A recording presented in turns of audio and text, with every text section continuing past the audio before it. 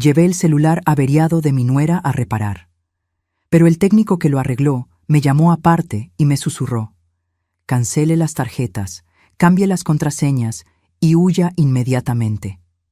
Cuando le pregunté qué estaba pasando, giró el celular en mi dirección y lo que me mostró me heló la sangre.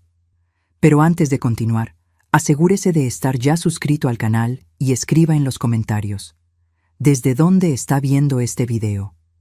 Nos encanta saber hasta dónde están llegando nuestras historias. Mi nombre es Teresa, tengo 65 años y, hasta hace 3 días, creía que tenía una vida perfectamente normal. Vivo en una casa cómoda en Guadalajara con mi esposo, Ricardo, de 67 años. Somos jubilados desde hace poco. Yo era profesora de historia y él ingeniero. Tenemos un único hijo, Alejandro, casado hace 5 años con Sofía. Nuestra nuera siempre me pareció una joven encantadora. Licenciada en administración, inteligente, guapa, trabajaba en una empresa de consultoría financiera. Alejandro la conoció en una fiesta de amigos en común y se casaron en menos de un año. A veces pensaba que era un poco distante, pero lo atribuía al estrés del trabajo y a su personalidad más reservada. Todo comenzó el miércoles pasado, cuando Sofía vino a visitarnos sola. Algo inusual, ya que ella y Alejandro normalmente venían juntos los fines de semana. Llegó agitada, diciendo que tenía un problema con el celular. La pantalla estaba completamente rota, y preguntó si conocía algún lugar confiable para repararlo. Rompí el celular sin querer y necesito que funcione hoy mismo para una reunión importante mañana.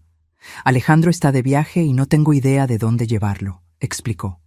Por coincidencia, yo había llevado mi celular a reparar la semana pasada a una pequeña tienda en el centro de la ciudad. El dueño, Jesús, a quien todos llamamos Chuy, era hijo de una antigua colega de la escuela donde yo enseñaba. Me ofrecí a llevarle su aparato. «Sería perfecto, Teresa, me salvarías la vida», dijo Sofía, entregándome el celular. «La contraseña es 2818, nuestro aniversario de bodas. Tengo que correr a la oficina ahora. ¿Puedo pasar a recogerlo por la noche?» Acepté, claro. Tomé el celular y conduje hasta la tienda de Chuy. El local era pequeño, encajado entre una farmacia y una panadería, con un cartel discreto: Reparaciones Express. Cuando entré, Chuy estaba inclinado sobre una mesa llena de herramientas minúsculas y aparatos electrónicos desarmados. «Doña Teresa, qué gusto verla de nuevo», me saludó con una sonrisa. Le expliqué lo del celular de mi nuera y me aseguró que podría arreglarlo en pocas horas. «Vuelvo después de la comida», dije, entregándole el aparato y la contraseña. Pasé la tarde haciendo compras y, alrededor de las 16:00, regresé a la tienda. Chuy estaba solo, y cuando me vio entrar, su rostro cambió. La expresión simpática dio paso a algo que no pude descifrar en el momento. ¿Preocupación? ¿Miedo? «Doña Teresa», dijo en voz baja, mirando rápidamente hacia la puerta, como si verificara que no hubiera nadie más. «El celular está listo, pero necesito mostrarle una cosa, señora».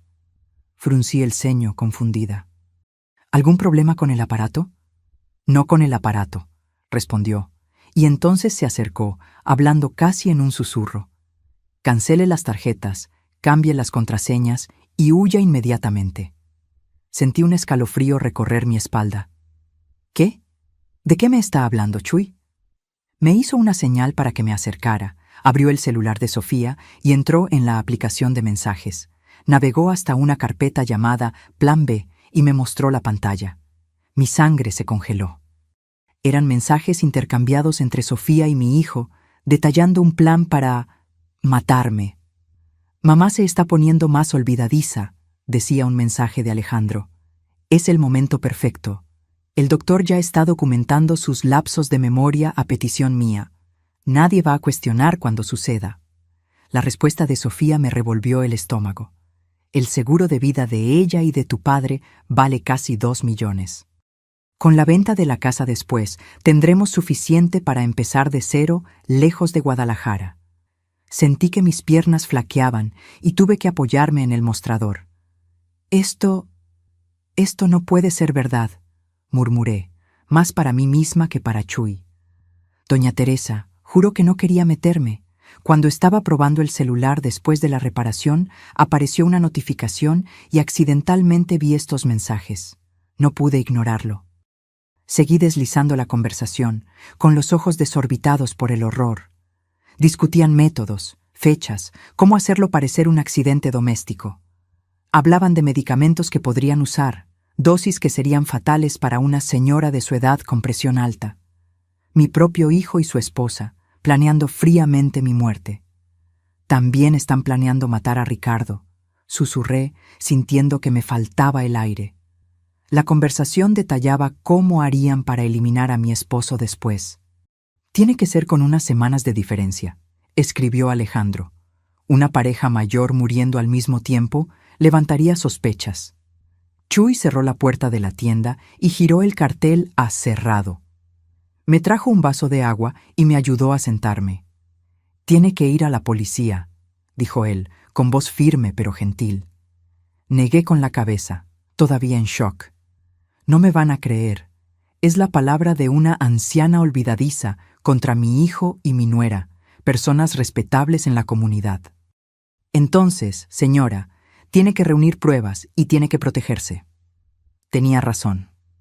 Tomé el celular con manos temblorosas y comencé a tomar fotos de los mensajes con mi propio aparato.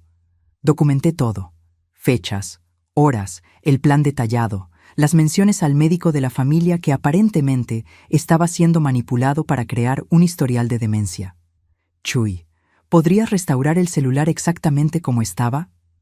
No quiero que ellos sepan que descubrimos algo. Él estuvo de acuerdo y trabajamos juntos por 1 hora más. Cuando terminó, el celular de Sofía parecía intacto, sin ninguna señal de que sus mensajes secretos hubieran sido descubiertos. Al salir de la tienda, me sentí como si estuviera en una pesadilla. El cielo gris de Guadalajara parecía aún más sombrío. ¿Cómo volvería a casa?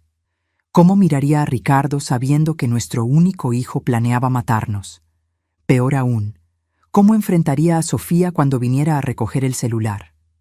Conduciendo de vuelta a casa, planeé cada paso. Primero, tenía que alertar a Ricardo sin asustarlo demasiado. Luego, teníamos que actuar rápido, pero con inteligencia. Si Alejandro y Sofía sospechaban que sabíamos algo, podrían acelerar sus planes o crear una nueva estrategia. El peso de la traición era casi insoportable. Mi hijo, al que llevé en mi vientre, al que amamanté, al que ayudé con la tarea, al que consolé cuando terminó su primer noviazgo, planeaba mi muerte por dinero. Estacioné el coche frente a nuestra casa y respiré hondo varias veces. Tenía que mantener la calma. El juego de vida o muerte había comenzado, y yo tenía que ser más inteligente que los 2 jóvenes que pensaban que una anciana olvidadiza sería presa fácil. Poco sabían ellos que esta señora había enfrentado la dictadura militar cuando era estudiante, que había criado a un hijo sola mientras su esposo viajaba por trabajo, que había sobrevivido a un cáncer de mama hace 5 años. Si pensaban que iba a caer sin luchar, estaban muy equivocados. Salí del coche sosteniendo el celular de Sofía como si fuera una bomba a punto de explotar.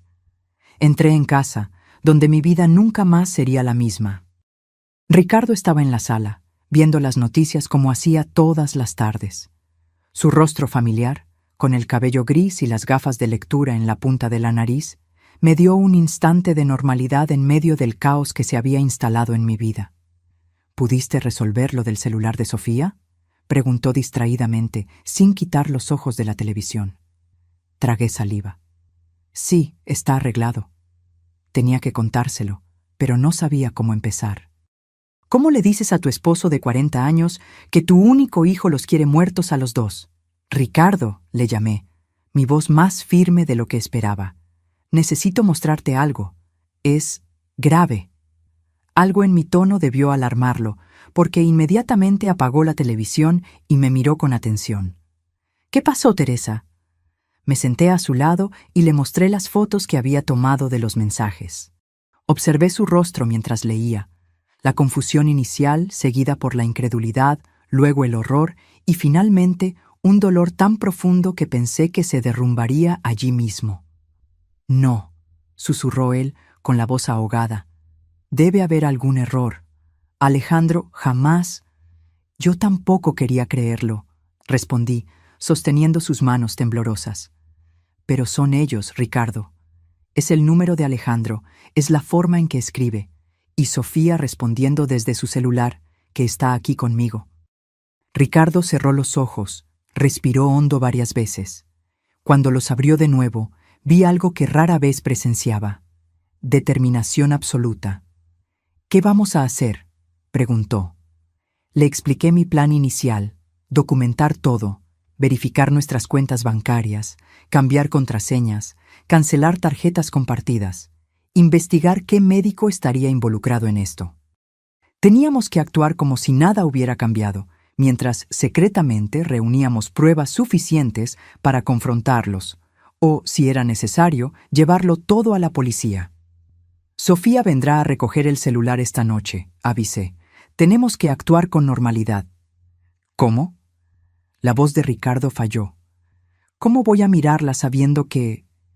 De la misma forma que he enseñado a adolescentes a fingir interés en historia medieval por 30 años, intenté bromear, pero la sonrisa salió débil. Un paso a la vez, Ricardo.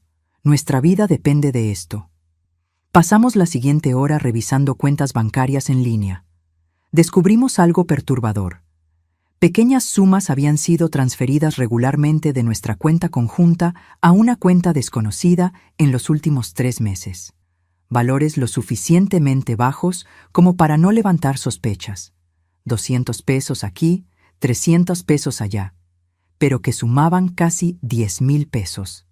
Alejandro tiene acceso a nuestras cuentas, murmuró Ricardo. Le dimos un poder el año pasado, ¿recuerdas? Por si algo nos pasaba. La ironía era amarga. Confiamos tanto en él que prácticamente le entregamos las herramientas para nuestra propia destrucción. Cambiamos todas las contraseñas, cancelamos 2 tarjetas de crédito que Alejandro tenía como adicionales y llamamos al banco solicitando el bloqueo de cualquier transacción superior a 1,000 pesos sin autorización presencial. ¿Y qué hay del médico?, preguntó Ricardo. El doctor. Pablo nos atendía desde hacía más de 15 años. Era un amigo, almorzaba ocasionalmente en nuestra casa. La idea de que pudiera estar falsificando informes médicos a petición de mi hijo era casi tan dolorosa como la traición de Alejandro. Voy a programar una consulta mañana, decidí. Sola, quiero ver qué dice sobre mi memoria. A las 19:00 sonó el timbre. Ricardo y yo nos miramos, tensos. Él apretó mi mano, una promesa silenciosa de que seguiríamos nuestro plan. Abrí la puerta forzando una sonrisa. Sofía estaba guapa como siempre, con su cabello castaño impecablemente arreglado y ropa elegante. Esa apariencia cuidada ahora me parecía una máscara perfecta para ocultar la monstruosidad que había debajo. Teresa, disculpa venir tan tarde. ¿Cómo te fue con el técnico? Todo bien, respondí, entregándole el celular. Chuy hizo un gran trabajo, la pantalla está como nueva. Ella encendió el aparato, verificó rápidamente y sonrió. Perfecto, ¿cuánto fue? Déjame pagar. No te preocupes, ya lo arreglé todo. Fue una cortesía suya, ni cobró porque soy clienta antigua. Sofía dudó por un momento, un leve fruncido de cejas que antes no habría notado. ¿Estaría preocupada de que el técnico hubiera visto algo? ¿Estás segura? No quería incomodar.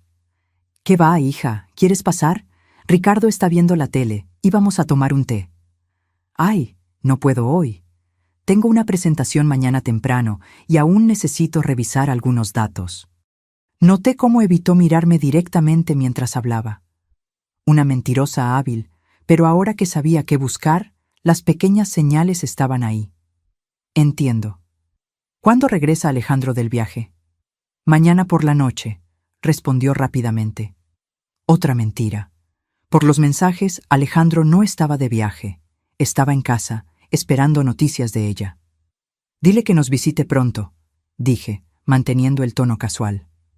Hace casi 2 semanas que no lo vemos. Claro, sonrió, guardando el celular en su bolso. Él también los extraña. Ay, me acordé. ¿Ya revisaron a ese médico que Alejandro les recomendó? ¿El especialista en memoria? Mi corazón se aceleró, pero mantuve la expresión neutra. Todavía no tuvimos tiempo. ¿Por qué? Es que... dudó, su rostro una máscara de preocupación fingida. Alejandro comentó que últimamente has estado olvidando algunas cosas importantes, nombres, citas. Impresión suya, respondí con una risa ligera. Mi memoria está excelente. Recuerdo hasta el día en que usaste ese mismo conjunto en la fiesta de cumpleaños de mi prima Elisa, hace 2 meses. Vi algo pasar rápidamente por sus ojos. ¿Frustración? ¿Preocupación? Antes de que su sonrisa social volviera. Bueno, de todas formas, nunca está de más hacerse un chequeo, ¿no? ¿A su edad? Claro, claro. Programaré una consulta pronto. Nos despedimos, y tan pronto como cerré la puerta, me apoyé en ella, agotada por el esfuerzo de fingir normalidad. Ricardo me esperaba en la sala, tenso. ¿Y bien? Intentó sembrar la idea de mi pérdida de memoria, respondí, sentándome a su lado. Están construyendo el escenario para cuando suceda. ¿Qué hacemos ahora? Actuar, respondí, una determinación creciendo dentro de mí. Mañana temprano voy al doctor Pablo. Después quiero verificar nuestro seguro de vida. Necesitamos saber exactamente qué alteró a Alejandro. Y luego, vamos a armar nuestra propia trampa. Esa noche apenas pude dormir. Cada ruido de la casa parecía una amenaza. Me levanté 3 veces para verificar si las puertas estaban cerradas. En una de esas veces encontré a Ricardo en la cocina, bebiendo agua, con la misma mirada atormentada que yo debía tener. Estoy pensando en Alejandro de niño, dijo en voz baja. ¿Recuerdas cómo le tenía miedo a la oscuridad? ¿Cómo corría a nuestra cama durante las tormentas? ¿Qué le pasó a ese niño, Teresa? No tenía respuesta. ¿Cómo nuestro hijo amoroso se había transformado en ese extraño calculador, capaz de planear fríamente nuestra muerte? Lo vamos a descubrir, prometí, abrazándolo. Y vamos a sobrevivir a esto. A la mañana siguiente, llamé al consultorio del doctor Pablo alegando una emergencia. Conseguí una consulta para las 10:00. Antes de salir, verificamos de nuevo todas nuestras cuentas en línea y descubrimos algo aún más perturbador. Había un nuevo seguro de vida a mi nombre, contratado hacía 3 meses, del cual yo no tenía conocimiento. ¿Cómo es posible?, pregunté, horrorizada. Ricardo navegó por los documentos digitalizados. Mira la firma, es la tuya. Me acerqué a la pantalla, incrédula. La firma realmente se parecía a la mía, pero yo nunca había firmado ese documento. Falsificaron mi firma, murmuré. Y hay más, mira el valor, 1.5 millones, y el único beneficiario es... Alejandro, completó Ricardo, su voz quebrada. La realidad de la situación finalmente me golpeó con toda su fuerza. No era solo un plan vago, ya habían dado pasos concretos. Documentos fueron falsificados, dinero estaba siendo desviado, un médico posiblemente estaba involucrado. Y ahora, un seguro de vida que yo desconocía completamente, listo para ser cobrado después de mi muerte accidental. Salí de casa sintiendo el peso del mundo sobre mis hombros. La consulta con el doctor Pablo sería crucial. Yo necesitaba descubrir hasta qué punto estaba involucrado en esa conspiración. El consultorio estaba tranquilo a esa hora de la mañana. La recepcionista, que me conocía desde hace años, sonrió al verme. «Doña Teresa, qué gusto verla. El doctor ya va a atenderla». Menos de 10 minutos después, me llamaron. El doctor Pablo, un hombre de mediana edad con cabello gris y expresión generalmente amigable, parecía ligeramente incómodo cuando entré. «Teresa, qué sorpresa. Alejandro me llamó ayer. Dijo que andabas renuente a hacerte exámenes». Mantuve mi expresión neutra mientras me sentaba. «¿En serio? Qué raro que diga eso. De hecho, doctor, vine porque estoy preocupada por mi memoria». El médico asintió, como si confirmara algo que ya sabía. Sí, Alejandro mencionó algunos episodios preocupantes. Olvidos, confusión. Curioso, respondí con calma, porque no recuerdo haber tenido ningún problema así. El doctor Pablo dudó por un momento. Bueno, Teresa, a veces el paciente no percibe sus propios lapsos.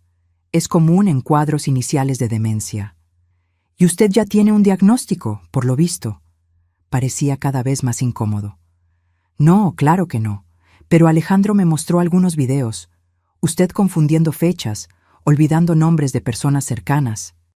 ¿Videos?, pregunté, genuinamente sorprendida. ¿Puedo verlos? No me dejó copias, pero... Doctor Pablo, interrumpí, inclinándome hacia adelante. Soy su paciente desde hace 15 años. Usted me conoce. ¿De verdad cree que tengo demencia o solo está creyendo lo que dice mi hijo? El silencio que siguió fue revelador. Finalmente, suspiró. Teresa, Alejandro vino a verme varias veces en los últimos meses, muy preocupado. Dijo que usted y Ricardo estaban perdiendo la capacidad de cuidarse a sí mismos, que necesitaban supervisión. Me pidió que documentara cualquier señal de declive cognitivo. Y usted accedió. Tuvo la decencia de parecer avergonzado. Solo anoté lo que él relató. No diagnostiqué nada sin exámenes. Lo miré fijamente, dejando que el silencio se extendiera hasta volverse incómodo. Doctor Pablo, mi hijo está planeando matarme, a mí y a Ricardo. El shock en su rostro parecía genuino. ¿Qué? Teresa, esa es una acusación muy seria. Tengo pruebas, y ahora entiendo por qué necesitaba su involucramiento, aunque fuera indirecto. Un historial médico documentando declive cognitivo haría mi muerte mucho menos sospechosa. El doctor Pablo palideció visiblemente. Sus manos, normalmente firmes, temblaban ligeramente mientras se ajustaba las gafas. Teresa, yo jamás participaría en algo así. Creí que Alejandro estaba genuinamente preocupado por usted. Saqué mi celular del bolso y le mostré algunas de las fotos que había tomado de los mensajes. Mientras leía, su rostro pasaba de la incredulidad al horror. Dios mío, murmuró finalmente. No tenía idea. Quiero ver mi historial médico, exigí. Ahora. Dudó solo un momento antes de acceder a su computadora y abrir mi historial médico. Giró la pantalla para que yo pudiera leer. Allí estaba, documentado en lenguaje clínico impersonal. Paciente presenta signos de declive cognitivo según lo relatado por el hijo. Episodios recurrentes de confusión, desorientación temporal y espacial, olvido de nombres y eventos recientes. Se recomienda evaluación neurológica completa. Esto es mentira, dije con voz firme. Y usted lo sabe. Teresa, solo registré lo que Alejandro relató. No confirmé ni diagnostiqué nada. Pero creó un registro que podría ser usado en mi contra. Un registro médico oficial sugiriendo que estoy perdiendo mis facultades mentales. Perfecto para cuando muriera accidentalmente, ¿no cree? El médico parecía verdaderamente perturbado. ¿Qué quiere que haga? Primero, imprima este historial para mí, con su firma. Luego, quiero que haga un nuevo registro, con fecha de hoy, afirmando que me evaluó personalmente y no encontró ninguna señal de compromiso cognitivo. Accedió de inmediato, claramente afectado por la situación. Y doctor, añadí mientras tecleaba, si algo nos pasa a Ricardo o a mí, este historial y nuestra conversación de hoy serán las primeras cosas que verá la policía. Salí del consultorio con los documentos en mano, una prueba concreta de la conspiración en nuestra contra. El doctor Pablo había sido manipulado por Alejandro, pero su complicidad, aunque fuera por ingenuidad, casi nos costaría la vida. Conduje al banco a continuación. Necesitaba verificar personalmente nuestras cuentas y, principalmente, revocar cualquier poder que le hubiéramos dado a Alejandro. El gerente, el señor Mauricio, que llevaba nuestras cuentas desde hacía años, se sorprendió visiblemente cuando pedí revocar el poder. «Doña Teresa, ¿está segura? Su hijo me buscó recientemente diciendo que a ustedes les gustaría ampliar sus poderes para manejar las finanzas. ya que el señor Ricardo no anda bien de salud. Otra mentira. Ricardo estaba perfectamente saludable para sus 67 años. Mi esposo está muy bien, señor Mauricio, y sí, estoy absolutamente segura. De hecho, quiero verificar todos los movimientos de nuestras cuentas en los últimos 6 meses. Pasamos la siguiente hora revisando extractos. Además de las pequeñas transferencias que ya habíamos identificado en línea, descubrimos algo aún más perturbador. Alejandro había iniciado el proceso para obtener una segunda tarjeta de crédito de Ricardo, alegando la pérdida de la original. Dijo que el señor Ricardo había perdido la tarjeta, pero no quería molestarlo con la burocracia, explicó el gerente, claramente avergonzado ahora. ¿Y ustedes emitieron una nueva tarjeta sin la presencia o firma del titular?, pregunté incrédula. El señor... Sí. Mauricio se revolvió en la silla, incómodo. Bueno, como él tenía poder y ya manejaba varias cuestiones financieras para ustedes, respiré hondo, conteniendo la rabia. Cancele esa tarjeta inmediatamente y bloqueé cualquier intento futuro de emisión sin nuestra presencia física. Cuando salí del banco, me sentí simultáneamente aliviada por haber interrumpido otro aspecto del plan y aterrorizada por la extensión de la trama. Alejandro había preparado meticulosamente el terreno, creando un escenario donde nuestra muerte parecería natural, y él tendría control total sobre nuestros bienes. En el camino a casa, mi celular sonó. Era él. Mi corazón se disparó, pero contesté con la voz más normal posible. «Hola, hijo». «Mamá, ¿todo bien? Acabo de llegar del viaje y Sofía me dijo que llevaste su celular a reparar. Fue muy amable de tu parte». La naturalidad con la que mentía era impresionante. No había viaje alguno. «De nada, querido. El chico de la asistencia es hijo de una colega mía. Nos hizo un buen precio». «Qué bien. Oye, estaba pensando en pasar por ahí esta noche con Sofía. Hace tiempo que no cenamos juntos, ¿verdad?» Un escalofrío recorrió mi espalda. ¿Por qué ese súbito interés en visitarnos? ¿Habrían notado algo? ¿El médico habría llamado a Alejandro después de mi visita?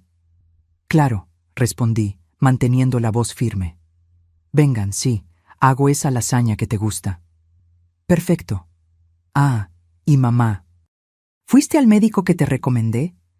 Sofía dijo que todavía no habían ido.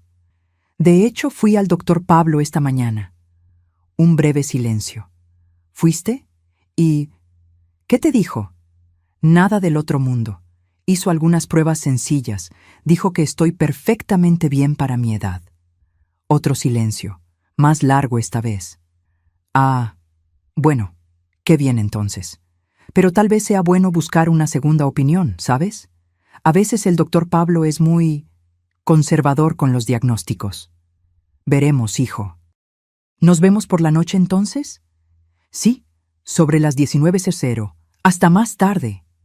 Cuando colgué, mis manos temblaban.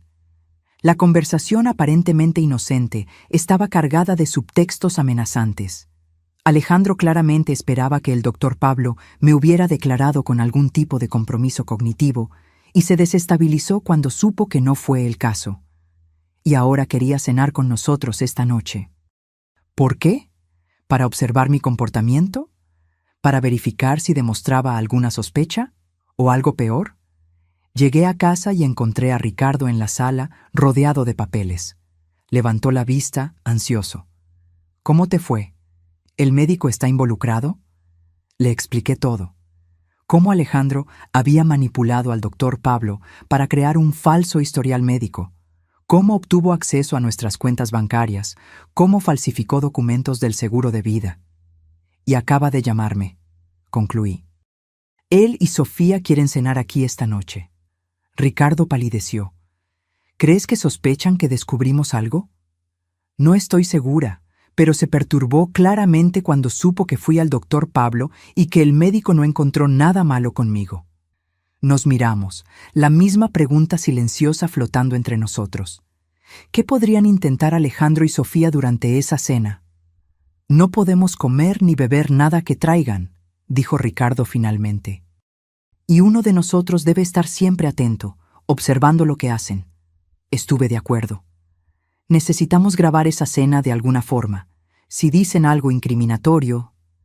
Ricardo asintió y fue a buscar su antigua grabadora digital, que usaba para registrar reuniones cuando aún trabajaba.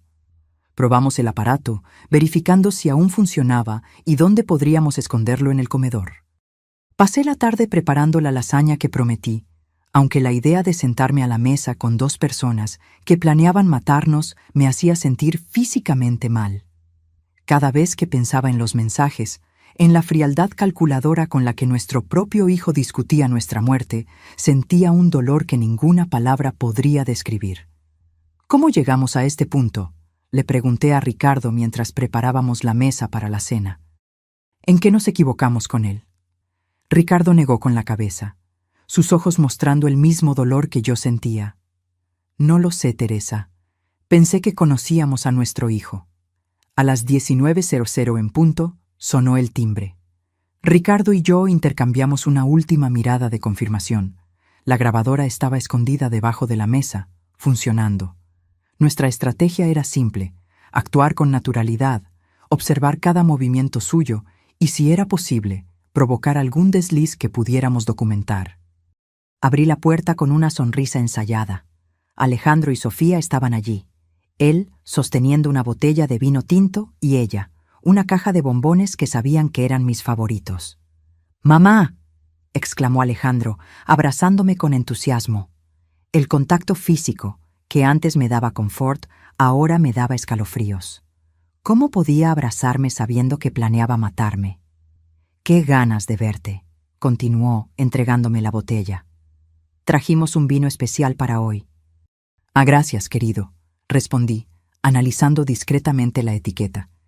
Era una cosecha cara, una que normalmente me impresionaría. Ahora solo me hacía preguntar si estaría adulterada.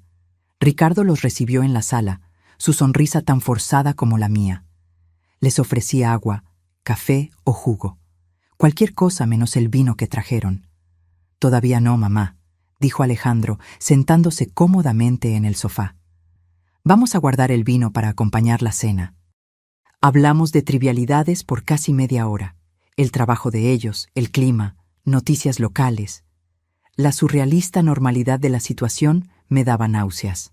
Observé cómo Alejandro ocasionalmente intercambiaba miradas con Sofía, cómo ella estaba atenta a cada movimiento mío, cómo él dirigía preguntas aparentemente inocentes sobre mi rutina, mis medicamentos, mis dificultades recientes. «Entonces, mamá», dijo finalmente, inclinándose hacia adelante, «¿cómo fue exactamente la consulta con el doctor? ¿Pablo hoy hizo exámenes? ¿Pidió alguna prueba específica?» Mantuve mi expresión neutra. «Fue una consulta normal. No vio nada preocupante». «Extraño», murmuró Alejandro frunciendo el ceño. «Me había dicho que sospechaba algo más serio. ¿Quizás Alzheimer inicial?» «¿En serio?», pregunté, levantando las cejas en falsa sorpresa. «¿Cuándo te dijo eso?» Alejandro se dio cuenta del desliz. «Ah, la semana pasada, cuando lo llamé para hablar sobre esos episodios que noté». «¿Qué episodios serían esos, hijo?» «No recuerdo haber tenido ningún problema». Una sonrisa condescendiente apareció en su rostro. «¿Ves? Es exactamente eso lo que nos preocupa. ¿No te acuerdas? La semana pasada olvidaste el nombre de doña Iracema, nuestra vecina de hace 20 años. Luego dejaste la estufa encendida por horas. Nada de eso había sucedido. Eran mentiras fabricadas para construir la narrativa de mi supuesta demencia». «Curioso», respondí con calma. «Hablé con doña Iracema ayer mismo, llamándola por su nombre, y no uso la estufa desde hace días. He preferido el microondas últimamente». La sonrisa de Alejandro vaciló por un instante. «¿Cenamos?», intervino Ricardo levantándose. «La lasaña de Teresa huele de maravilla». En la mesa el teatro continuó. Serví la lasaña mientras Ricardo discretamente intercambiaba las copas de vino. Habíamos acordado, tomaríamos el vino que trajeron, fingiríamos servirnos, pero en realidad beberíamos de otra botella que dejamos previamente abierta en la cocina.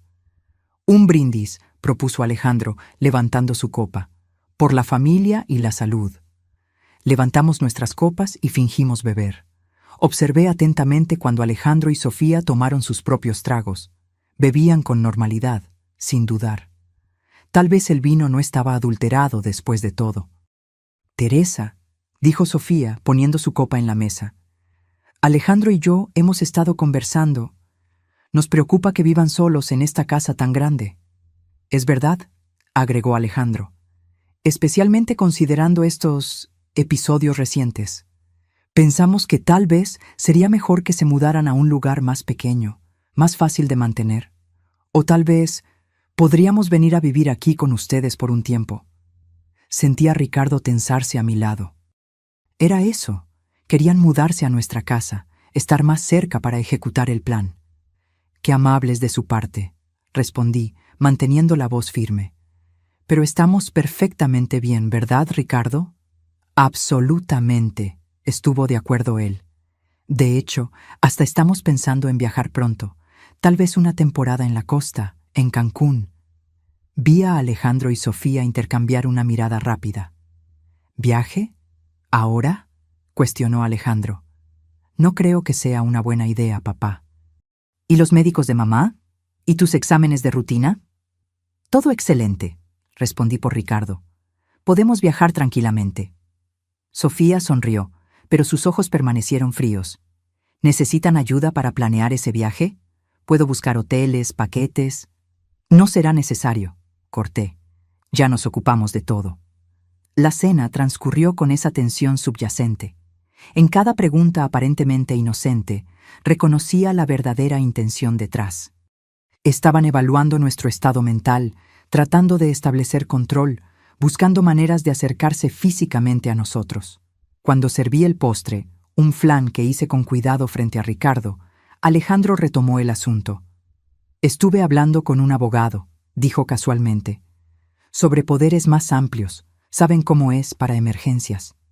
¿Qué tipo de emergencias?, preguntó Ricardo, con la voz controlada. Bueno, si uno de ustedes necesita ser hospitalizado o si... Ya sabes, las cosas empeoran con la memoria de mamá.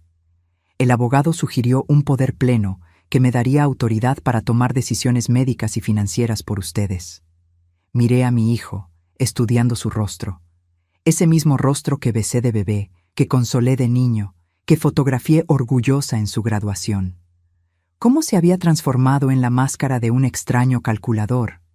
No será necesario, hijo, dije finalmente.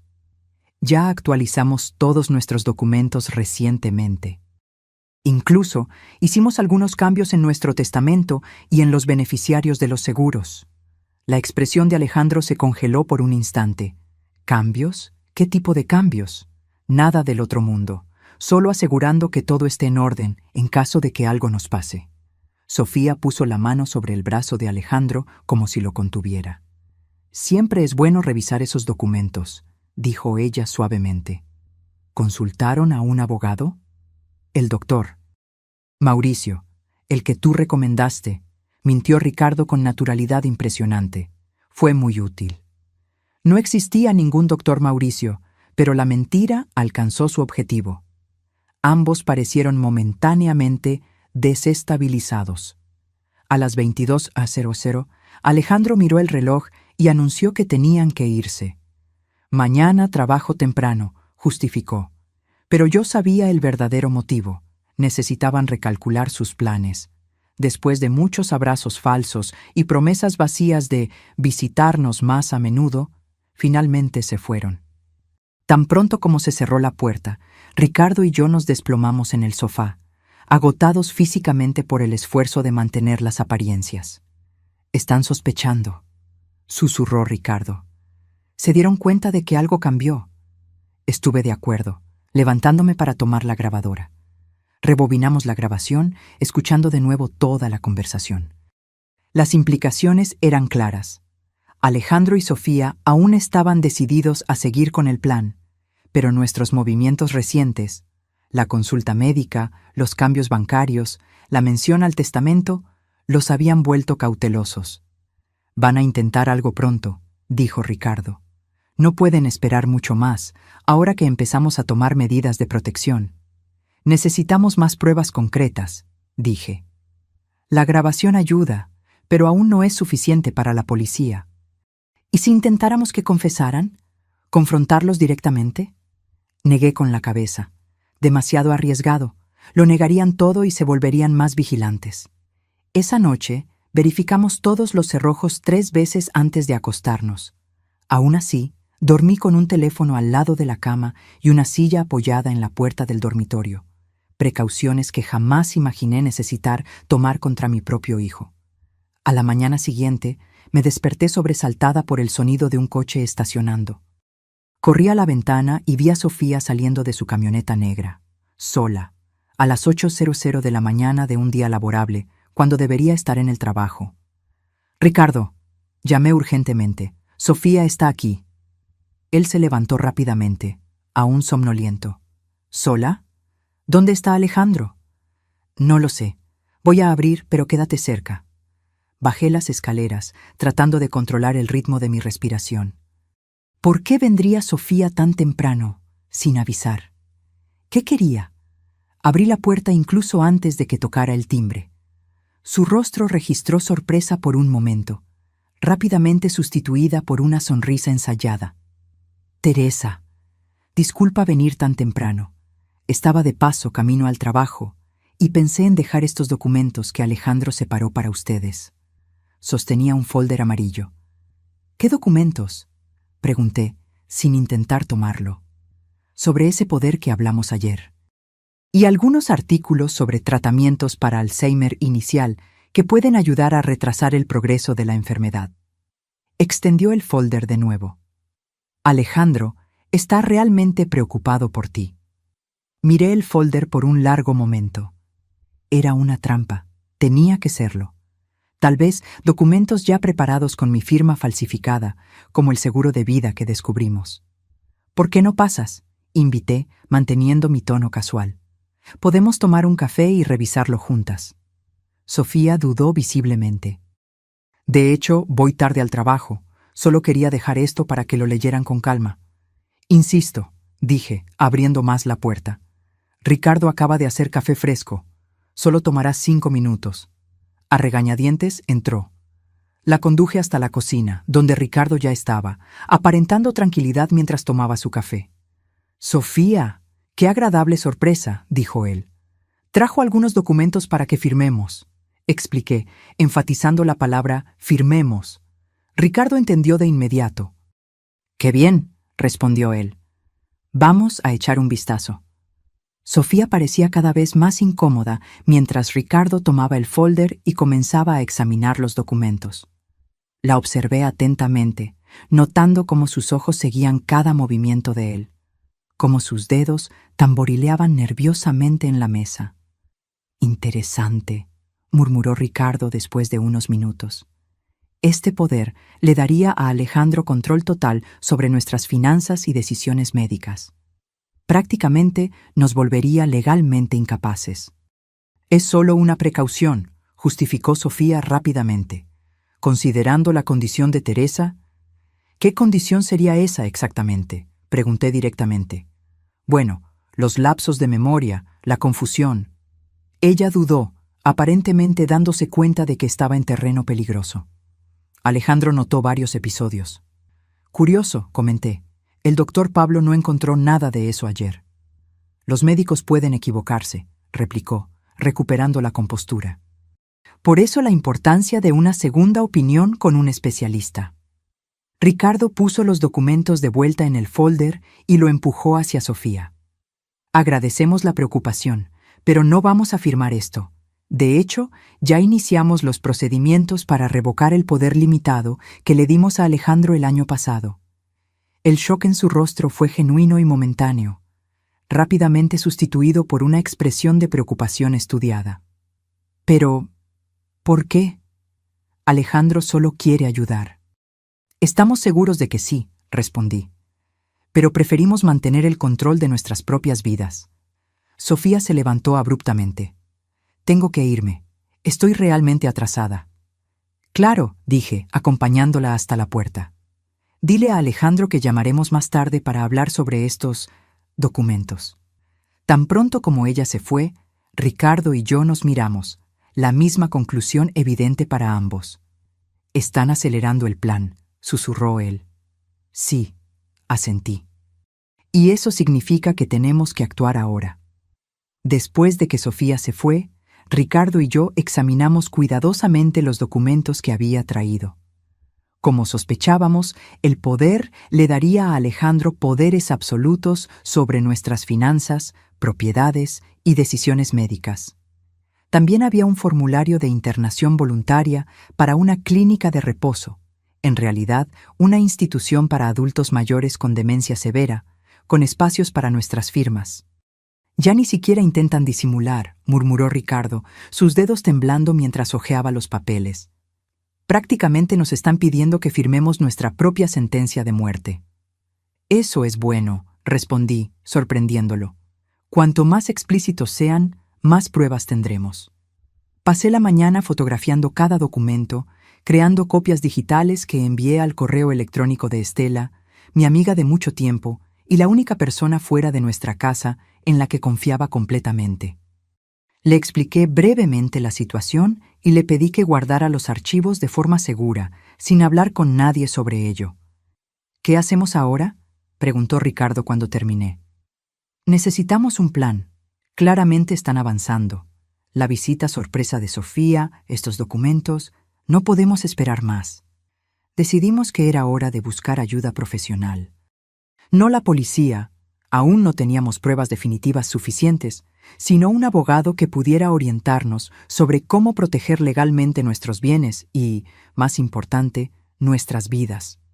Elegimos a una abogada que no conocíamos anteriormente y que no tenía ninguna conexión con Alejandro, la doctora Lucía Méndez, especialista en Derecho Familiar y Penal. Conseguimos programar una consulta para esa misma tarde. En el elegante despacho en el centro de la ciudad, le explicamos toda la situación a la doctora Lucía. Los mensajes descubiertos, las cuentas bancarias, el seguro de vida fraudulento, los historiales médicos manipulados, los documentos que Sofía había traído esa mañana. La abogada nos escuchó con atención, tomando notas ocasionales y pidiendo detalles específicos. Cuando terminamos, respiró hondo antes de hablar. Señores, estamos ante una situación extremadamente grave. Lo que me han descrito configura diversos crímenes: conspiración, falsificación de documentos, intento de estafa y, más seriamente, conspiración para homicidio. ¿Tenemos pruebas suficientes para la policía?, preguntó Ricardo. Los mensajes son la prueba más contundente, pero como los obtuvieron accediendo al celular de Sofía sin su autorización, existe el riesgo de que sean consideradas pruebas ilícitas. Sin embargo, considerando la gravedad de la situación y el peligro inminente para ustedes, creo que podemos construir un caso sólido. ¿Qué debemos hacer primero?, pregunté. Inmediatamente vamos a preparar documentos legales, revocando cualquier poder existente y bloqueando la posibilidad de nuevos poderes sin la presencia de un abogado independiente. Yo misma puedo servir como testigo de la capacidad mental de ustedes. Luego, vamos a presentar una denuncia detallada, presentando todas las pruebas que tenemos hasta ahora. Pasamos las siguientes 2 horas firmando documentos, formalizando declaraciones y planeando cada paso. La doctora Lucía fue minuciosa, asegurando que cada aspecto legal estuviera cubierto. Ahora, dijo finalmente, vamos a la cuestión más urgente, su seguridad física. Les sugiero enfáticamente que no vuelvan a casa hoy. Ricardo y yo intercambiamos miradas alarmadas. ¿Cree que estamos en peligro inmediato?, pregunté, aunque ya sabía la respuesta. Basado en lo que me contaron, sí. Se dieron cuenta de que están tomando medidas de protección. La visita sorpresa de Sofía esta mañana sugiere urgencia de su parte. Si yo fuera ustedes, pasaría unos días en un hotel, usando un nombre diferente, hasta que podamos obtener una orden de protección. Salimos del despacho de la abogada con un folder lleno de documentos y una sensación de urgencia. Fuimos directamente a la delegación de policía, donde presentamos una denuncia detallada. El comisario de turno, un hombre de mediana edad llamado Raúl Salas, escuchó nuestra historia con creciente preocupación. «Esto es extremadamente grave», comentó después de examinar las pruebas. Voy a asignar un investigador al caso de inmediato y a solicitar vigilancia discreta para su residencia. Cuando mencionamos que la abogada había sugerido no volver a casa, el comisario estuvo de acuerdo enfáticamente. De hecho, sería más seguro que se queden en otro lugar por ahora. Pero antes, me gustaría enviar un equipo para instalar cámaras discretas en su casa. Con su consentimiento, claro. Si intentan entrar o hacer algo, tendremos pruebas concretas. Estuvimos de acuerdo con el plan. Volveríamos brevemente a casa, solo para recoger algunas pertenencias esenciales, mientras los policías instalaban equipos de vigilancia en puntos estratégicos. Luego, iríamos a un hotel en el centro de la ciudad, lejos de nuestro barrio, usando nombres falsos según lo sugerido. Durante el camino de vuelta, Ricardo permaneció en silencio, mirando por la ventana del taxi. Cuando estábamos casi llegando, finalmente habló. Nunca imaginé que llegaría el día en que le tendría miedo a mi propio hijo. Apreté su mano. No había palabras que pudieran aliviar ese dolor. Nuestra casa, vista desde fuera, parecía extrañamente normal. Las mismas ventanas, el mismo jardín que cultivábamos desde hacía años, el mismo buzón que Alejandro había pintado de adolescente. Era difícil creer que ese lugar que representaba seguridad y familia se había convertido en el escenario de una conspiración contra nuestras vidas. Los policías de Paisano llegaron discretamente, en un coche común. Entraron por la puerta trasera y trabajaron rápidamente, instalando pequeñas cámaras en lugares estratégicos, sala de estar, cocina, pasillos, entradas. Explicaron que las imágenes serían transmitidas directamente a la delegación y monitoreadas 24 horas al día. Mientras tanto, Ricardo y yo recogimos lo esencial: ropa para unos días, medicamentos, documentos importantes. Evité mirar las fotografías familiares en la pared, los objetos que contaban la historia de nuestra vida juntos. Cada recuerdo ahora estaba contaminado por la traición. «Estamos listos», anunció el policía responsable de la instalación. Las cámaras son prácticamente invisibles a simple vista, pero capturan todo con alta definición. Si alguien entra, lo sabremos. Nos entregó una pequeña tarjeta con un número de teléfono. Esta es una línea directa para nuestro equipo. Cualquier emergencia, llamen inmediatamente. Cuando estábamos a punto de salir, mi celular sonó. Era Alejandro. Miré al policía, que asintió, indicando que debía contestar con normalidad. «¿Hola?», respondí, tratando de sonar natural. «Mamá, ¿dónde están? Pasé por su casa y nadie contestó». Mi corazón se aceleró. Había ido a nuestra casa mientras estábamos fuera. «¿Por qué?». «Estamos de compras en el centro comercial», mentí. «Necesitábamos algunas cosas». «Ah, entiendo. Es que me preocupé. Nunca salen sin avisar». La falsedad en su voz me daba náuseas. «Fue una decisión de último momento. Ya estamos volviendo a casa». «Perfecto, porque tengo una sorpresa para ustedes. Los estoy esperando aquí». Me congelé. Estaba en nuestra casa en ese mismo momento. «¿Una sorpresa?», pregunté, manteniendo la voz firme. «Sí, traje ese vino que les gusta». Pensé en pasar la tarde juntos, conversando sobre esos documentos que Sofía dejó en la mañana. El policía me hizo una señal para que mantuviera la conversación. «Qué amable, hijo. Llegaremos en media hora, más o menos». «Perfecto. Los espero». Cuando colgué, el policía ya se estaba comunicando con sus colegas. «Sospechoso en el lugar. Repito, sospechoso en el lugar. Mantengan distancia, pero estén preparados». Volviéndose hacia nosotros, explicó: «Vamos a dejar que entre. Observen lo que hace. Si intenta plantar algo, drogas, veneno, cualquier cosa, lo tendremos en video. Sería una prueba irrefutable». El plan tenía sentido, pero la idea de Alejandro deambulando por nuestra casa, posiblemente preparando alguna trampa, me aterrorizaba. «¿Y si descubre las cámaras?», preguntó Ricardo. «Altamente improbable. Son del tamaño de un botón y colocadas en lugares estratégicos. Además, tenemos agentes posicionados discretamente en la cuadra». Fuimos a un café cercano, donde esperamos ansiosamente noticias. Con cada minuto que pasaba, imaginaba lo que Alejandro estaría haciendo en nuestra casa. ¿Preparando alguna trampa? ¿Plantando evidencias contra nosotros? ¿Revolviendo nuestras pertenencias en busca de algo? Después de 40 minutos que parecieron una eternidad, el policía recibió una llamada. Escuchó atentamente, haciendo gestos afirmativos con la cabeza. «Salió», informó al colgar. «Y tenemos algo interesante en las grabaciones». Volvimos rápidamente a la delegación, donde nos llevaron a una sala con varios monitores. El comisario Salas ya estaba allí, viendo la grabación de las cámaras instaladas en nuestra casa. «Señores Pérez», nos saludó gravemente. «Creo que deberían ver esto». En la pantalla, vimos a Alejandro entrando en la cocina con 2 bolsas de plástico. Miró a su alrededor, verificó que estaba solo, y entonces comenzó a actuar de forma metódica. Sacó varios envases de medicamentos de las bolsas y los puso en nuestro botiquín, mezclándolos con los nuestros. Luego, abrió una botella de vino, probablemente la sorpresa que mencionó, y añadió algún tipo de polvo blanco, mezclando cuidadosamente antes de volver a poner el corcho. Finalmente, sacó de su bolsillo un pequeño dispositivo electrónico que no reconocimos y lo instaló discretamente debajo de la mesa de la cocina. Probablemente un micrófono o cámara. «Dios mío», murmuré, con las manos cubriendo mi boca. Ver a mi propio hijo, en video, preparando deliberadamente lo que parecía ser nuestra muerte, era un dolor indescriptible.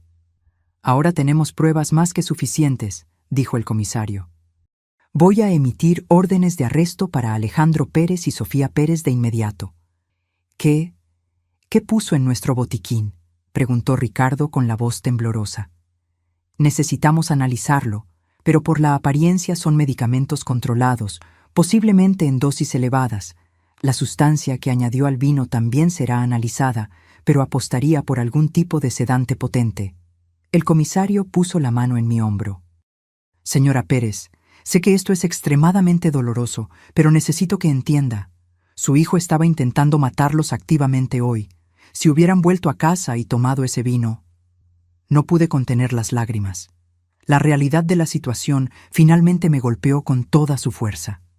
No eran solo mensajes de texto o documentos sospechosos. Era mi hijo, en nuestra cocina, envenenando deliberadamente bebidas y medicamentos que sabía que usaríamos. «¿Qué pasa ahora?», preguntó Ricardo, abrazándome mientras yo lloraba. «Los vamos a arrestar hoy mismo», respondió el comisario. «Con estas evidencias no hay posibilidad de libertad provisional. Están seguros ahora, pero aún recomiendo que permanezcan en el hotel por unos días, hasta que resolvamos todo». Mientras salíamos de la delegación, tratando de procesar todo lo que había sucedido, una oficial de policía se acercó apresuradamente. «Comisario Salas, acabamos de recibir una llamada. Alejandro y Sofía Pérez están en la casa de los señores Pérez en este momento. Parecen agitados, los están buscando». El comisario reaccionó de inmediato. «Equipo táctico listo. Vamos ahora». Volviéndose hacia nosotros, explicó. «Probablemente se dieron cuenta de que algo anda mal, que ustedes no volvieron a casa como prometieron. Los vamos a arrestar ahora mismo». «¿Podemos ir con ustedes?», pedí, sorprendiéndome a mí misma. Una parte de mí quería huir, nunca más ver a Alejandro o Sofía. Pero otra parte, tal vez la más fuerte, necesitaba estar allí, presenciar el final de esa pesadilla. El comisario dudó, pero terminó accediendo. «Pueden quedarse en el coche de policía a una distancia segura, pero no interferirán de ninguna manera». En el camino a nuestra casa, con el corazón latiendo descontroladamente en el pecho, me pregunté cómo había llegado a ese punto. Cómo mi hijo, al que abracé en mis brazos de bebé, se había transformado en ese extraño capaz de planear fríamente mi muerte. Cuando llegamos, varios coches de policía ya estaban posicionados discretamente alrededor de nuestra casa. Por la radio, escuchamos que Alejandro y Sofía continuaban allí dentro, aparentemente discutiendo sobre qué hacer. «Se dieron cuenta de que algo anda mal», comentó un policía. «Están intentando llamar a los celulares de los señores Pérez repetidamente». De hecho, mi celular había sonado varias veces en los últimos minutos. Siempre Alejandro. Ignoré cada llamada, siguiendo las instrucciones de la policía. El comisario Salas coordinaba personalmente la operación, hablando en voz baja por la radio con los diversos agentes posicionados. «Equipos en posición», anunció finalmente. «Vamos a entrar en un minuto». Fue entonces cuando vimos movimiento. La puerta principal se abrió y Alejandro salió apresuradamente, seguido por Sofía. Ambos llevaban mochilas y parecían agitados, mirando nerviosamente a su alrededor mientras se dirigían al coche estacionado en la acera. «Están intentando huir», murmuró Ricardo. En un instante, varios policías salieron de sus escondites, rodeando a la pareja con armas en mano. «Policía, alto, manos donde podamos ver». Vi el shock en el rostro de Alejandro, el pánico en los ojos de Sofía. Por un momento, Alejandro pareció considerar correr, pero rápidamente se dio cuenta de que estaba rodeado. Lentamente, ambos levantaron las manos. En cuestión de segundos, fueron inmovilizados, esposados y puestos en vehículos separados. Todo fue tan rápido y organizado que parecía irreal, como una escena de película. El comisario Salas se acercó a nuestro coche. «Está hecho. Ambos están bajo custodia, acusados de intento de homicidio, conspiración y diversos otros crímenes. Encontramos el vino adulterado y los medicamentos que él plantó. Vamos a analizar todo». Miré por la ventana del coche policial y vi a mi hijo siendo llevado, esposado, en el asiento trasero de una patrulla. Nuestras miradas se cruzaron por un breve momento.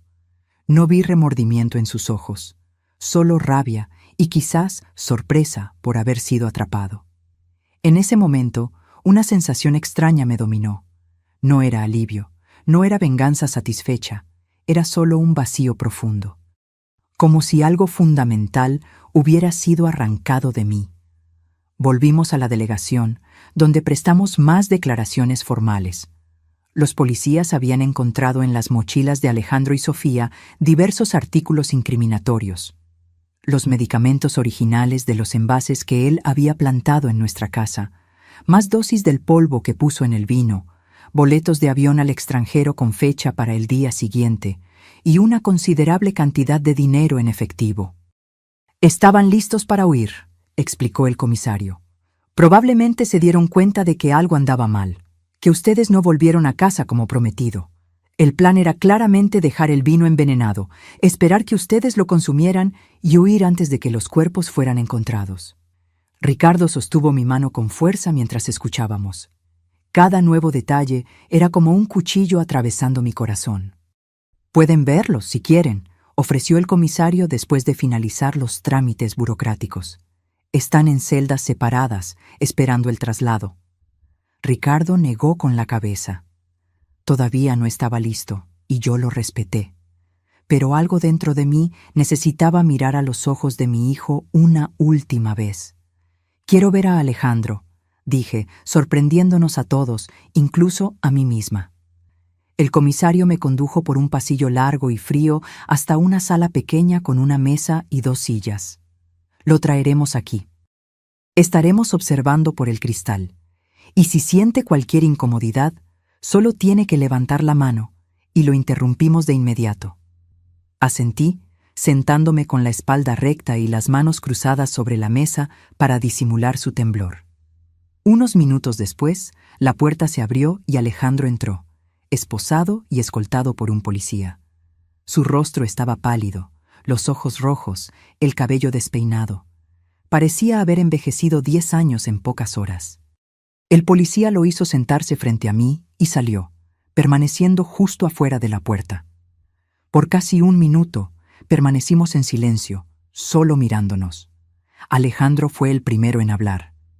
«Me tendieron una trampa», dijo él, con la voz baja y amarga. «Todo esto es un gran malentendido». «No me mientas», respondí con calma. «No ahora. Se acabó, Alejandro». Desvió la mirada, su mandíbula tensa. «¿Qué quieres que diga?» «Quiero saber por qué. ¿Por qué tu propio padre y yo? ¿Qué hicimos para merecer esto?» Alejandro soltó una risa sin humor. «Ustedes no lo entenderían. Intenta explicarme. Tengo todo el tiempo del mundo ahora». Me miró fijamente de nuevo, algo frío y calculador en sus ojos que nunca había notado antes. Dinero, mamá. Siempre fue por dinero. Ustedes tienen tanto, la casa, las jubilaciones, las inversiones, los seguros. ¿Y qué hacen con todo eso? Nada. Viviendo sus viditas mediocres, ahorrando cada centavo como si fueran a vivir para siempre. Sentí el golpe de sus palabras, pero mantuve la compostura.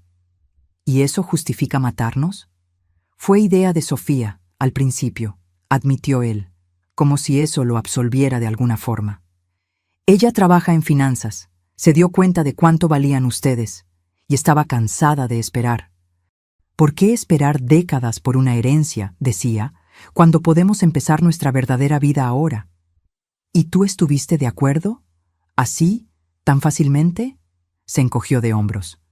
No fue de inmediato, pero ella me convenció de que sería mejor para todos. Ustedes ya estaban viejos, eventualmente empezarían a tener problemas de salud, sufrirían. Sería un favor, de hecho. La frialdad con la que hablaba me helaba la sangre. Este no era el hijo que yo conocía, o pensaba conocer.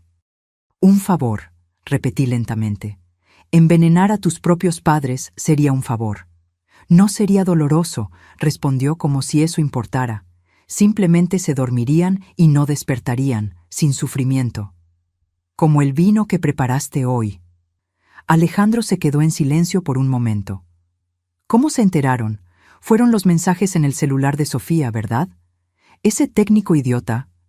Sí, fueron los mensajes, pero incluso sin ellos nos habríamos dado cuenta eventualmente. No fuiste tan listo como pensabas, hijo. Se revolvió en la silla, las esposas tintineando. ¿Y ahora? ¿Vas a testificar contra tu propio hijo? ¿A mandarme a prisión? Ibas a hacer que pareciera un accidente. Nadie sufriría, morirían pacíficamente. Y yo finalmente tendría la vida que merezco. La vida que mereces, repetí, dejando que las palabras flotaran en el aire entre nosotros. Lo miré, realmente lo miré, intentando ver más allá de la rabia, más allá de la frialdad, buscando cualquier vestigio del niño que criamos. No encontré nada. No te reconozco, dije finalmente, mi voz casi un susurro. El hijo que criamos, que amamos, que protegimos, ¿dónde está? Estoy aquí, respondió Alejandro, un destello de emoción cruzando su rostro. Soy yo. Solo crecí. Solo me cansé de esperar mi turno. Me levanté lentamente. Tendrás un buen abogado. Pagaremos por eso. Es el último acto como tus padres. Pero no esperes nada más de nosotros, Alejandro. Lo que hiciste no tiene vuelta atrás. Mamá, me llamó cuando ya estaba en la puerta. No entiendes. Yo solo quería una oportunidad de vivir de verdad. Me giré una última vez. Te dimos todas las oportunidades, hijo. Educación, amor, apoyo. La elección de cómo vivir fue tuya. Y elegiste esto. Salí de la sala sintiendo como si cada paso requiriera un esfuerzo enorme. En el pasillo encontré a Ricardo esperando, con los ojos rojos, el rostro marcado por lágrimas que ni siquiera intentaba ocultar. ¿Qué te dijo?, preguntó en voz baja. La verdad, finalmente, respondí. Hizo todo por dinero. Nuestra muerte sería solo un medio para que él tuviera la vida que merece. Ricardo cerró los ojos, un dolor profundo contorsionando su rostro. ¿Cómo no nos dimos cuenta? ¿Cómo no vimos en lo que se convirtió? No tenía respuesta. La misma pregunta me atormentaba. ¿Cómo los padres que estuvieron presentes en cada momento importante, que celebraron cada logro, que enseñaron valores y principios, pudieron criar a alguien capaz de planear fríamente el asesinato de sus propios padres? Dejamos la delegación en silencio, dirigiéndonos al hotel donde pasaríamos las próximas noches. En el camino, Ricardo habló poco, absorto en sus propios pensamientos. Yo sabía que estaba reviviendo cada momento de la crianza de Alejandro, buscando el punto exacto donde algo salió mal. En el hotel, un lugar sencillo pero cómodo en el centro de la ciudad, pedimos una habitación con 2 camas individuales. Ninguno de los dos lo mencionó, pero ambos sabíamos que necesitábamos nuestro propio espacio esa noche. El dolor era demasiado personal, demasiado profundo para ser compartido, incluso después de tantos años juntos. Me acosté agotada, pero el sueño no llegaba. Imágenes de Alejandro niño se mezclaban con la visión de él poniendo veneno en el vino, creando una pesadilla despierta de la que no podía escapar. Cuando finalmente me dormí, fue un sueño agitado, lleno de sueños confusos, donde corría por pasillos interminables, perseguida por sombras con el rostro de mi hijo. Me desperté sobresaltada con el sonido del celular. Era el comisario Salas. Señora Pérez, disculpe llamar tan temprano. Necesitamos que venga a la delegación lo antes posible. Hubo un desarrollo en el caso. El tono grave en su voz me alarmó. ¿Sucedió algo? Prefiero explicarlo personalmente. Es mejor que vengan cuanto antes. Desperté a Ricardo y le conté sobre la llamada. En 30 minutos estábamos en la delegación, siendo conducidos directamente a la sala del comisario. Salas nos recibió con expresión grave. Señores Pérez, agradezco que hayan venido tan rápido. Tengo noticias complicadas. ¿Qué pasó?, preguntó Ricardo con la voz tensa. Sofía Pérez solicitó hacer una declaración completa a cambio de reducción de pena. Está dispuesta a testificar contra su hijo. Sentí un nudo en la garganta. ¿Qué dijo? Según ella, el plan original era solo robarles, desviar dinero de las cuentas, obtener poderes para controlar los bienes. La idea de eliminarlos físicamente surgió solo en los últimos meses, cuando Alejandro se dio cuenta de que ustedes podrían descubrir los desvíos. Ricardo apretó mi mano con fuerza. También afirma, continuó el comisario, que Alejandro también estaba planeando matarla a ella después de que ustedes estuvieran muertos y él tuviera acceso a todo el dinero. La revelación cayó como una bomba. ¿Mi hijo planeaba matar a su propia esposa?, susurré. Según ella, sí. Encontró mensajes de él con otra mujer, discutiendo cómo se dividirían el dinero después de que el problema Sofía fuera resuelto. Cerré los ojos, tratando de absorber esa nueva capa de horror. No bastaba con planear nuestra muerte. Alejandro estaba dispuesto a eliminar a cualquiera que se interpusiera entre él y el dinero. Hay más, dijo Salas, su tono aún más grave. Analizamos el polvo que puso en el vino. Es una mezcla de sedantes potentes y una sustancia llamada adelfa, extremadamente tóxica, causa paro cardíaco, y encontramos evidencias de que ya había intentado antes. ¿Cómo es eso?, preguntó Ricardo. Muestras de su cabello, señora Pérez, revelaron rastros de la misma sustancia, probablemente administrada en pequeñas dosis para simular problemas de salud naturales. Eso explicaría los lapsos de memoria que él alegaba que usted tenía. No eran lapsos, eran síntomas de envenenamiento gradual. La sala pareció girar a mi alrededor. Agarré el borde de la mesa para estabilizarme, mientras la cruel realidad me golpeaba. Mi hijo ya había comenzado a envenenarme, lenta, metódicamente. ¿Por cuánto tiempo?, logré preguntar. Es difícil precisar, pero, por lo que indican las muestras, al menos 3 meses. 3 meses.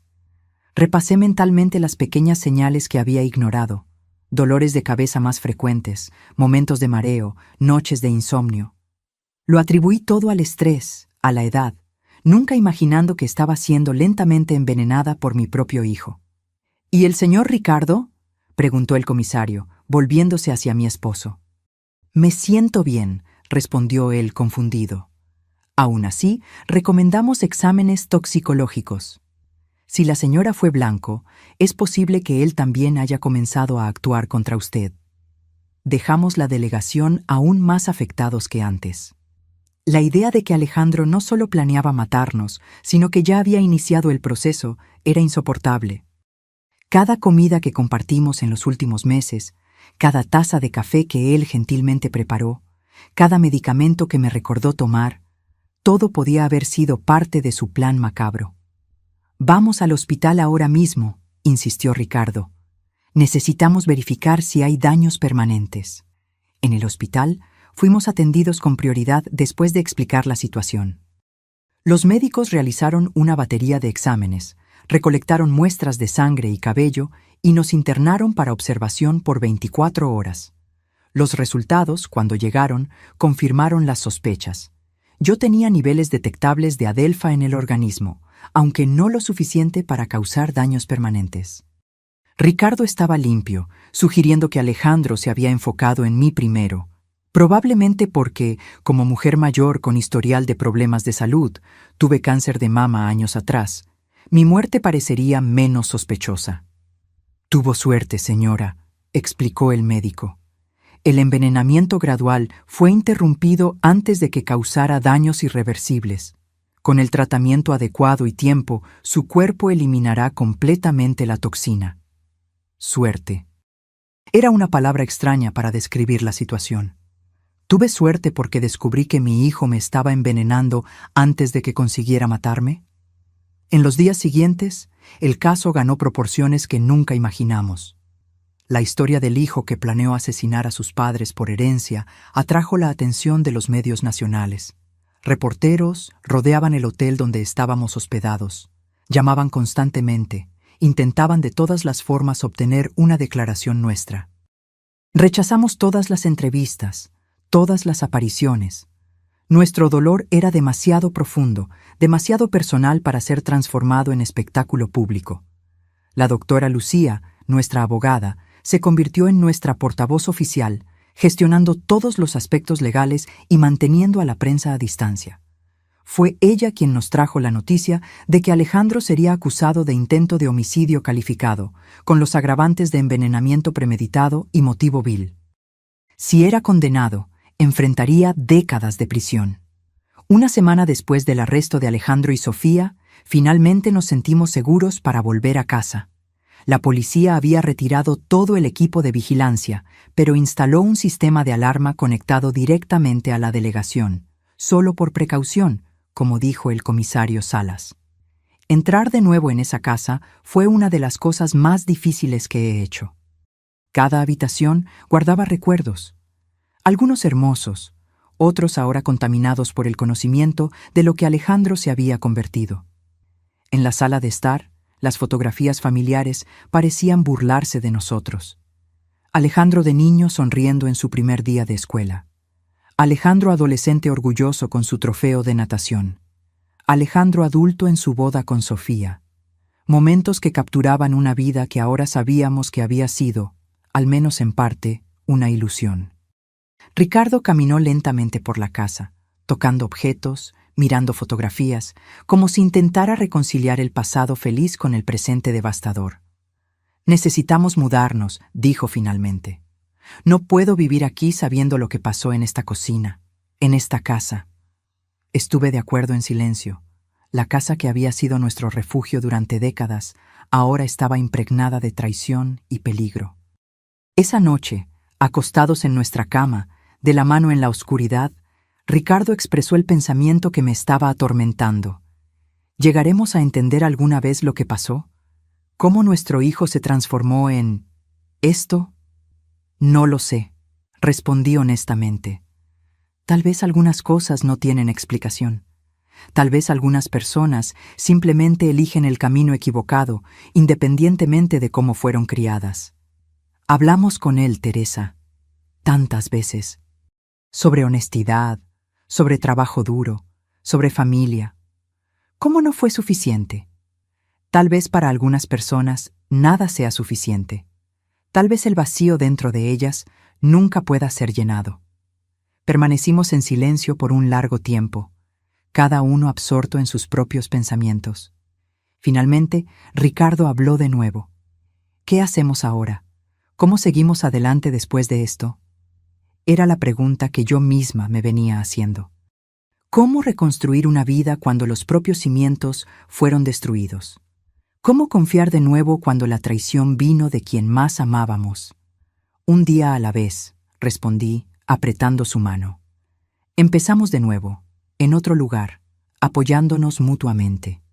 En las semanas siguientes, pusimos la casa a la venta, iniciamos el proceso de búsqueda de un nuevo hogar e intentamos de alguna forma reconstruir una sensación de normalidad. Encontramos un pequeño apartamento en el centro de la ciudad, completamente diferente de la casa espaciosa donde criamos a Alejandro, y comenzamos, lentamente, a transferir solo los artículos que no traían recuerdos dolorosos. Mientras tanto, el caso judicial avanzaba. Sofía llegó a un acuerdo con la fiscalía, aceptando testificar contra Alejandro a cambio de una pena reducida. Alejandro, por otro lado, se mantuvo firme en negar las acusaciones más graves, alegando que todo no era más que un malentendido familiar y que las pruebas habían sido manipuladas. 2 meses después de su arresto, recibimos una carta de él desde la prisión. Ricardo quiso quemarla sin leer, pero algo en mí necesitaba saber lo que tenía que decir. La carta era corta, escrita con la caligrafía familiar que reconocería en cualquier lugar. Mamá y papá, sé que probablemente no quieren saber de mí, pero necesito decir esto. Todo lo que hice fue por amor. Sí, quería el dinero, quería la libertad, pero también quería ahorrarles el sufrimiento de envejecer, de volverse dependientes, de perder la dignidad. No espero perdón. Sé que lo que hice es imperdonable a sus ojos, pero quiero que sepan que no fue por odio. Fue por ambición, sí, por avaricia tal vez, pero también por una forma distorsionada de amor.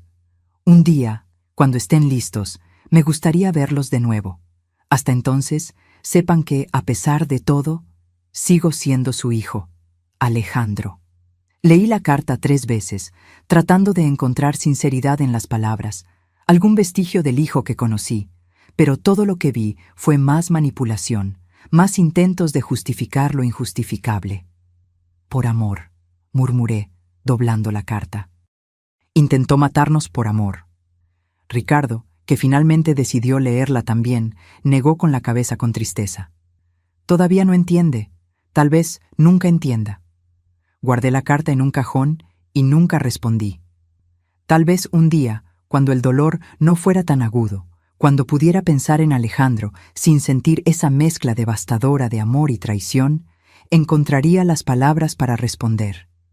Pero no ahora, no mientras la herida aún sangraba. Los meses siguientes pasaron en un borrón de procedimientos legales, sesiones con psicólogos y la ardua tarea de reconstruir nuestras vidas. Vendimos la casa por un valor inferior al del mercado. Queríamos deshacernos de ella lo antes posible, y nos establecimos en el apartamento en el centro de la ciudad. Era más pequeño, más sencillo, pero no cargaba el peso de los recuerdos dolorosos. El juicio de Alejandro estaba programado para comenzar en 3 meses. La fiscalía tenía un caso sólido, con pruebas abundantes, los mensajes de texto, los videos de la casa, los exámenes toxicológicos confirmando el envenenamiento gradual, el testimonio de Sofía, los documentos falsificados. La condena parecía segura. Aún así, la idea de testificar contra mi propio hijo me aterrorizaba. ¿Cómo me sentaría en ese tribunal y le contaría al mundo cómo había planeado metódicamente nuestra muerte? ¿Cómo lo miraría a los ojos mientras sellaba su destino? Ricardo y yo discutimos esto exhaustivamente con nuestra terapeuta, la doctora Marta, a quien empezamos a visitar semanalmente después de toda la tragedia. Ustedes no son responsables de sus elecciones, nos recordaba constantemente. Testificar no es una traición, es simplemente contar la verdad. Pero él es nuestro hijo, argumentaba Ricardo. A pesar de todo, sigue siendo nuestro hijo. Sí, es su hijo, y también es un hombre adulto que tomó decisiones terribles. Ambas realidades pueden coexistir. Una tarde, mientras organizaba algunas cajas que aún no habíamos desempacado en el nuevo apartamento, encontré un álbum de fotografías antiguo. Me senté en el suelo y comencé a hojearlo lentamente. Eran fotos de Alejandro de bebé, luego de niño, de adolescente, siempre sonriendo, siempre rodeado por nuestro amor. En una foto específica, tenía unos 5 años y sostenía orgulloso un dibujo que había hecho. 3 figuras de palo representando a nuestra familia, con un sol sonriente encima.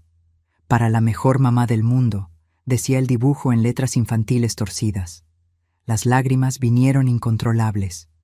¿Dónde estaba ese niño ahora?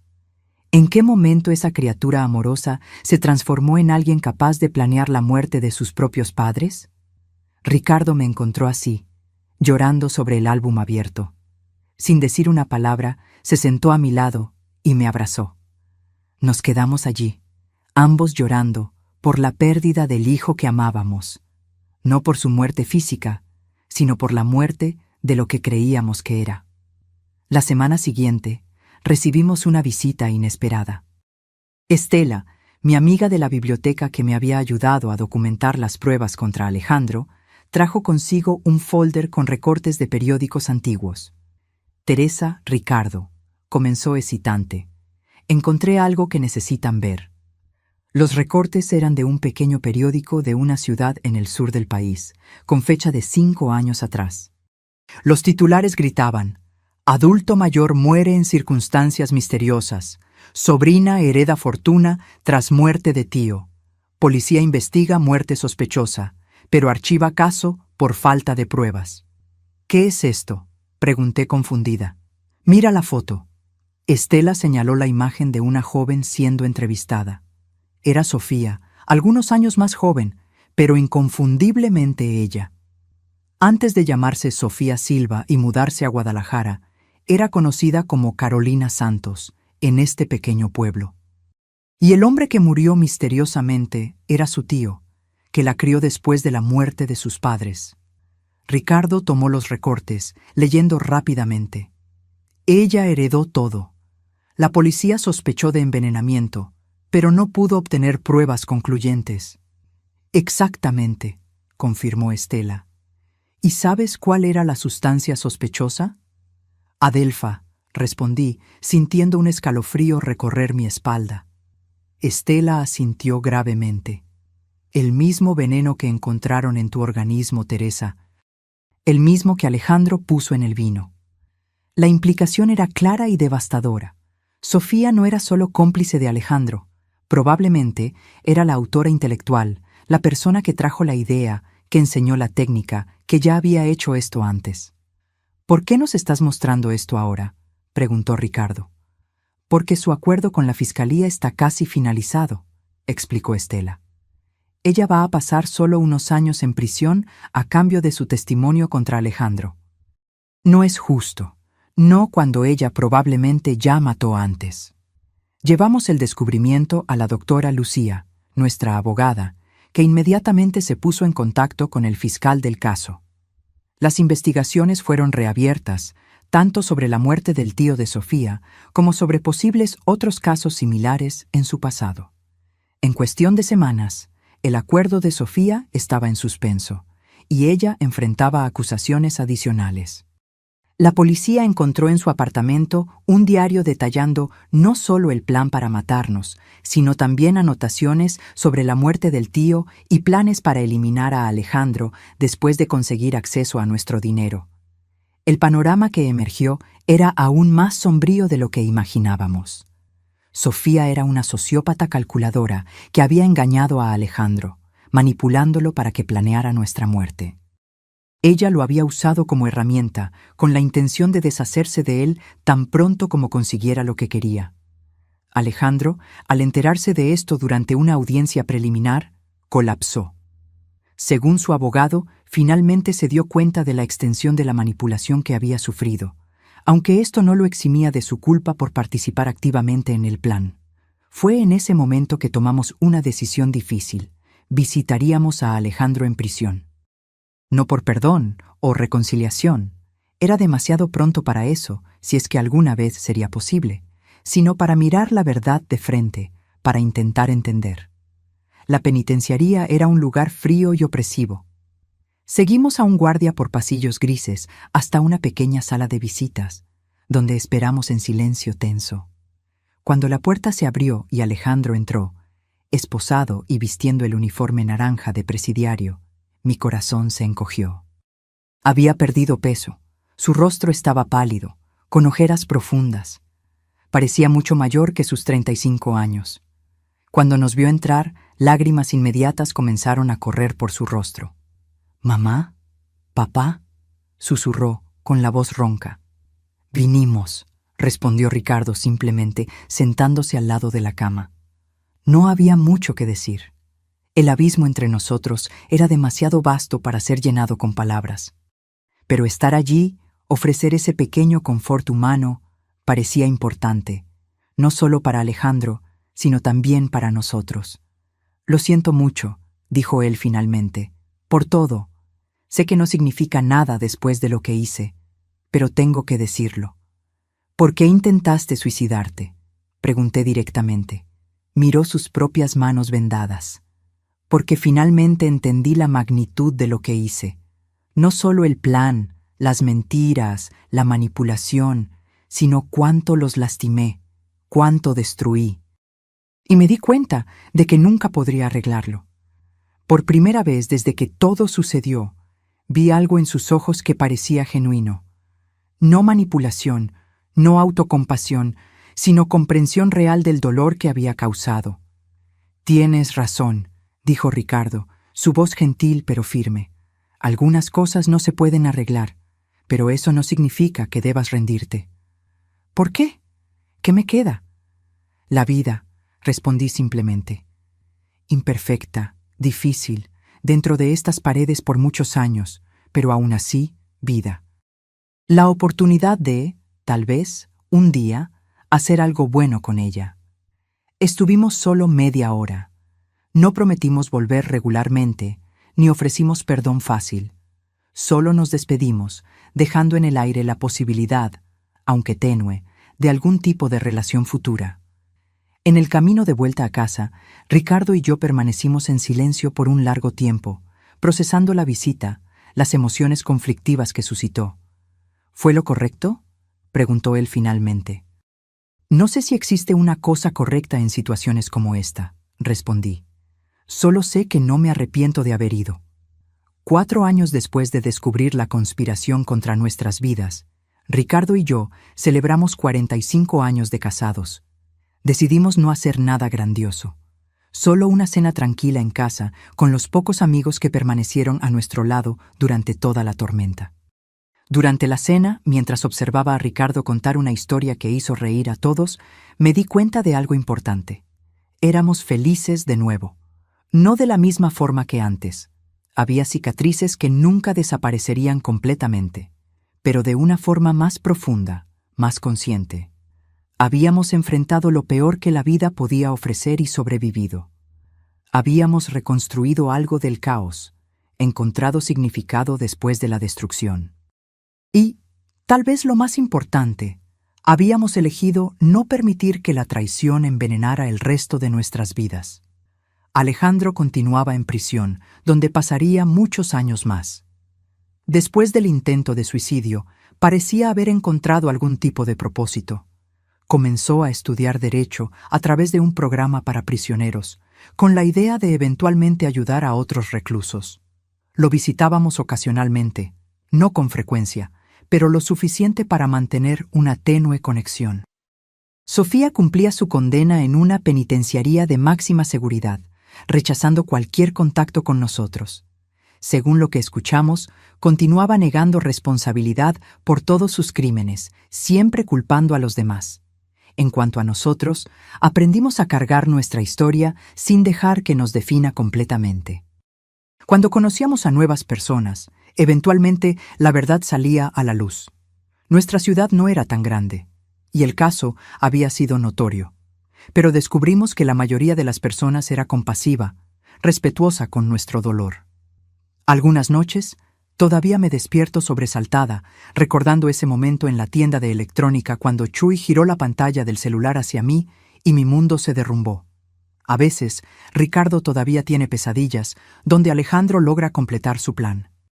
Pero esas sombras del pasado aparecen con menos frecuencia ahora, superadas por la luz del presente.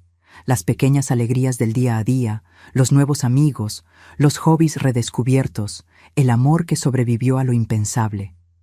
En la noche de nuestro aniversario de 45 años, después de que todos los invitados se fueron, Ricardo y yo nos sentamos en el balcón de nuestro apartamento, contemplando el cielo estrellado.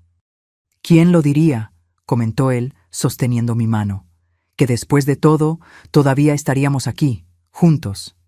Sobrevivientes, sonreí, apretando su mano. Más que eso, corrigió Ricardo. Vivientes. Y tenía razón. No estábamos solo sobreviviendo. Estábamos viviendo plenamente, conscientemente, agradecidos. Habíamos aprendido de la manera más dura que la vida es frágil, que las relaciones más íntimas pueden esconder secretos terribles, que la traición puede venir de donde menos se espera. Pero también aprendimos que la fuerza humana es extraordinaria, que es posible empezar de nuevo, incluso después de la peor devastación, que el amor, el verdadero amor, no la versión distorsionada que Alejandro alegaba sentir, puede sobrevivir incluso a las peores tormentas. 5 años después de esa tarde fatídica en la tienda de electrónica, miro hacia atrás y veo no solo la tragedia, sino también el crecimiento que vino después. No elegí este camino, no pedí este dolor, pero acepté el desafío de reconstruir, de encontrar significado, de seguir amando a pesar de todo. Y tal vez esa sea la mayor victoria. No permitir que el odio, la amargura o el miedo definan el resto de mi vida. Elegir, todos los días, la compasión, el coraje y la esperanza, aún sabiendo cuán oscuro puede ser el mundo. Chuy, sin saberlo, me dio más que la oportunidad de sobrevivir físicamente esa tarde. Me dio la oportunidad de descubrir una fuerza que yo no sabía que tenía. La fuerza no solo para desentrañar una conspiración, sino para reconstruir una vida desde cero, para amar de nuevo, para confiar a pesar de las cicatrices. Y por eso estaré eternamente agradecida. Ahora, si te gustó esta historia, haz clic en suscribirse y dime en los comentarios qué parte te dejó con la boca abierta. Y no olvides hacerte miembro para tener acceso a videos exclusivos que no publico aquí. Te espero allí.